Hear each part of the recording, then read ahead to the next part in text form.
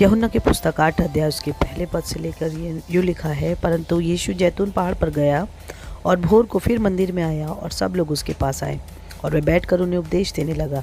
तब शास्त्री और फरीसी एक स्त्री को लाए जो व्यभिचार में पकड़ी गई थी। उसको बीच में खड़ी करके यीशु से कहा, हे गुरु, यह स्त्री व्यभिचार करते हुए पकड़ी गई है। यह घटना इसी मंदिर में हुई है। और वो लोग यीशु को परखने के लिए ये बात उससे कह रहे थे। और यीशु ने कहा कि तुम में से जो निष्पाप हो वही पहला पत्थर मारे।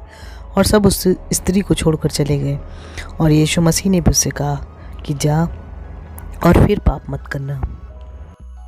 यीशु मसीह झोपड़ी के पर्व और स्थापन के पर्व में भी इस मंदिर में आया जाया करता था। यूहन्ना की पुस्तक 10वां अध्याय उसका 22, 23 में और 24 में लिखा है, यरूशलेम में स्थापन पर्व हुआ और जाड़े की ऋतु थी और यीशु मंदिर में सुलेमान के उसारे में टहल रहा था। तब यहूदियों ने उसे आ घेरा और पूछा, तो हमारे मन को कब तक दुविधा में रखेगा? यदि तू मसीह है तो हमें साफ कह दे। क्योंकि यहूदी और फरीसी लोग उससे डाह करते थे, क्योंकि वो मंदिर में उपदेश दिया करता था और वो उसको दाव ढूंढते थे कि कैसे पकड़वाएं, कैसे उसको घात करवाएं। और यहीं पर वो सुलेमान का उसारा था जहाँ यीशु मसीह टहल रहे थे। इसी गोल्डन गेट के पास सुलेमान ने उसारा बनाया था जिस पर यीशु मसीह टहल रहे थे। यीशु मसीह इस जगह पर अपने चेलों के साथ आते थे, बैठते थे और यहाँ से वो मंदिर में होने वाली गतिविधियों को देखते थे और अपने चेलों को बड़ी बड़ी शिक्षा देते थे। तो ये गेट बहुत ही महत्वपूर्ण है, जिसे गोल्डन गेट कहते हैं, पूर्वी द्वार है ये।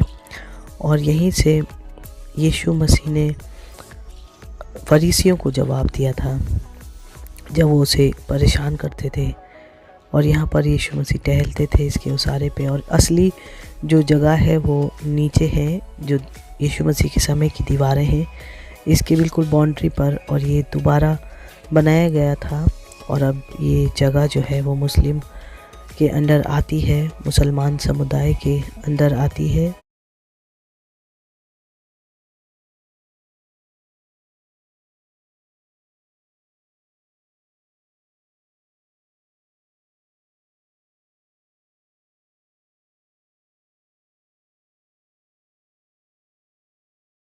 तो यहाँ पर उन्होंने एक मस्जिद भी बना दी है।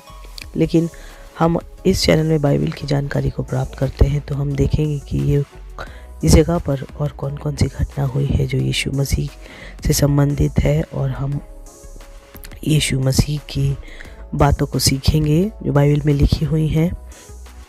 और इस गेट से उस तरफ जैतून पर्वत है, इसकी पूर्व की ओर। और जैतून पर्वत की अपनी एक अलग विशेषता है। वहाँ पर यीशु मसीह अपने बहुत से समय को बिताते थे। और जब यीशु मसीह मंदिर में होते थे, मंदिर में उन्होंने बहुत से उपदेश दिए हैं। भोर को वो यहाँ पर आकर अपने चेलों को और वो लोग जो उसकी सुनना चाहते थे उन लोगों के सम्मुख आते थे और लोग इकट्ठा होते थे उसकी सुनने के लिए। और जब यीशु मसीह का स्वर्गारोहण हो गया तो उसके बाद पहली कलीसिया भी इस जगह पर इकट्ठा हुआ करती थी, यीशु मसीह के पद चिन्हों पर चलती थी और वो भी इस जगह पर इकट्ठा होती थी। पहली कलीसिया इसी रास्ते से परमेश्वर के भवन में जमा होती थी। सुंदर फाटक भी इसी गेट के बाद था जो निकानोर गेट कहलाता था, और जहाँ पतरस और यूहन्ना ने एक लंगड़े व्यक्ति को चंगाई दी थी। और वो भी इस उसारे में जमा हुए थे जब लोग उन्हें पकड़ रहे थे। पहली कलीसिया में बहुत ही अद्भुत अद्भुत चिन्ह दिखाए जाते थे और वो इसी उसारे में इकट्ठा हुआ करते थे। और यहाँ पर वो एक मंडली बनकर प्रार्थना करते थे परमेश्वर के भवन में। और उसके बाद उन्हें सामर्थ प्राप्त होती थी, हियाव होता था और वो यरूशलेम में परमेश्वर के नाम का, यीशु मसीह के नाम का प्रचार करते थे। ये आप देख रहे हैं, ये पूर्वी दीवार है और इसके पूर्व की ओर जैतून पर्वत है। बहुत ही महत्वपूर्ण जगह है। यहाँ पर पहली कलीसिया में चेले इकट्ठा हुआ करते थे। यीशु मसीह इस उसारे में टहलते थे और यीशु मसीह ने अपने चेलों को हिम्मत दी ताकि वो यरूशलेम में यीशु मसीह के नाम का प्रचार कर सके। और चेले इसी जगह पर इकट्ठे हुआ करते थे, प्रार्थना किया करते थे।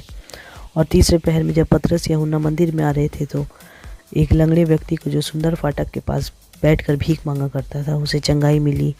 तो वो यही पूर्वी गेट है और इसके अंदर आके ही निकोनोर गेट था जिसे सुंदर फाटक कहते थे। और ये वो रास्ता था जो बहुत आया जाया करते थे इसमें यीशु मसीह और उनके चेले।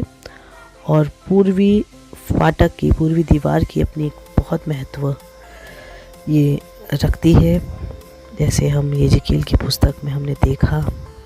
और ये दीवार एक ऐसी दीवार है जिसका कोई भी अंश नहीं बदला और ये दीवार सुलेमान के समय से अब तक बिल्कुल उसी स्थान पर है। और इसके बगल में जैतून पर्वत है और इस दीवार का कभी भी जगह इसकी बदली नहीं गई। हाँ, थोड़ी सी बढ़ जरूर गई लेकिन बदली नहीं गई। तो ये वो एक महत्वपूर्ण दीवार है जो बिल्कुल भी नहीं बदली गई।